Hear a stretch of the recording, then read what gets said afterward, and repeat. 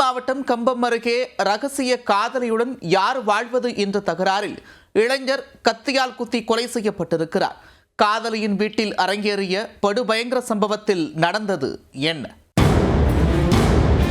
ரகசிய காதலியின் வீட்டிற்கு சென்ற இளைஞர் ஏற்கனவே அங்கிருந்த நபரால் கத்தியால் குத்தி கொலை செய்யப்பட்டுள்ளார். தகாத உறவு கொலையில் முடிந்தது எப்படி?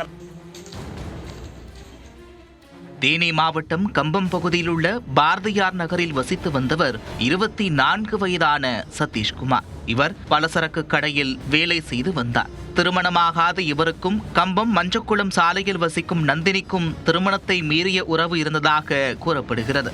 31 வயதான நந்தினிக்கு ஏற்கனவே திருமணமாகி அவரது கணவர் உயிரிழந்து விட்டார். கணவரின் பிரிவால் தனிமையில் வசித்து வந்தவருக்கு காதலன் சதீஷ்குமார் ஆறுதலாக இருந்துள்ளார். இதற்கிடையே பிரபாகரன் என்பவருடன் நந்தினிக்கு பழக்கம் இருந்ததாக கூறப்படுகிறது. இது தெரியவர பிரபாகர் உடனான பழக்கத்தை கைவிடுமாறு சதீஷ்குமார் நந்தினிக்கு அழுத்தம் கொடுத்துள்ளார். இதனால் இருவருக்கும் அடிக்கடி வாக்குவாதம் ஏற்பட்டுள்ளது. சம்பவத்தன்று தான் வருவதை தெரிவிக்காமல் சதீஷ்குமார் திடீரென்று நந்தினியின் வீட்டிற்கு சென்றுள்ளார். அப்போது அங்கு பிரபாகரனும் நந்தினியும் நெருக்கமாக இருந்துள்ளனர். தன்னுடைய காதலி வேறு ஒருவருடன் இருப்பதை பார்த்து சதீஷ்குமார் ஆத்திரமடைந்துள்ளார். பிரபாகரனை அதட்டி அவருடன் வாக்குவாதத்தில் ஈடுபட்டவர் கைகலப்பில் இறங்கினார். சதீஷ்குமாரும் பிரபாகரனும் மாறி மாறி ஒருவரை ஒருவர் தாக்கிக் கொண்டனர். அதில் ஆத்திரமடைந்த பிரபாகரன் நந்தினி வீட்டிலிருந்த கத்தியால் சதீஷ்குமாரை சரமாரியாக தாக்கியுள்ளார். பதிலுக்கு சதீஷ்குமாரும் கண்ணாடி குண்டுகளால் பிரபாகரனின் கைகளில் கிழித்ததாக கூறப்படுகிறது.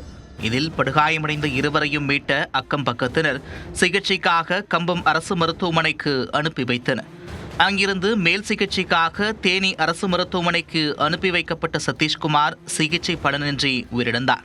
இது தொடர்பாக கம்பம் தெற்கு நகர் போலீசார் நந்தினி மற்றும் சிகிச்சையில் உள்ள பிரபாகரன் இருவரிடமும் விசாரணை நடத்தி வருகின்றனர். காதலியுடன் யார் வாழ்வது என்ற தகராறில் இளைஞர் கத்தியால் குத்தி கொலை செய்யப்பட்ட சம்பவம் தேனியில் அதிர்ச்சியை ஏற்படுத்தியுள்ளது.